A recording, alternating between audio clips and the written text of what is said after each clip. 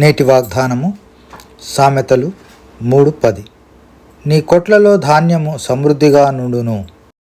ప్రియమైన దేవుని ప్రజలారా, ఈ వాక్యము మన జీవితంలో నెరవేరునుగాక. ఇల్లల నాశీర్వదించి బలపరచని గుమ్మముల్ మంచి గోధుమ పంటతో నిన్ను తృప్తిగా నుంచును. దేవునికి స్తోత్రము గానము చేయుటయే మంచిది. ప్రేమగల తండ్రి, మీరు మాకు సమృద్ధి ఆహారం దయచేస్తున్నందుకై వందనాలు. ఆత్మీయ ఆహారం కూడా దయచేయమని యేసయ్య అతి శ్రేష్టమైన నామమున స్తుతించి ప్రార్థించి అడిగి వేడుకొంచున్నాం తండ్రి. ఆమెన్.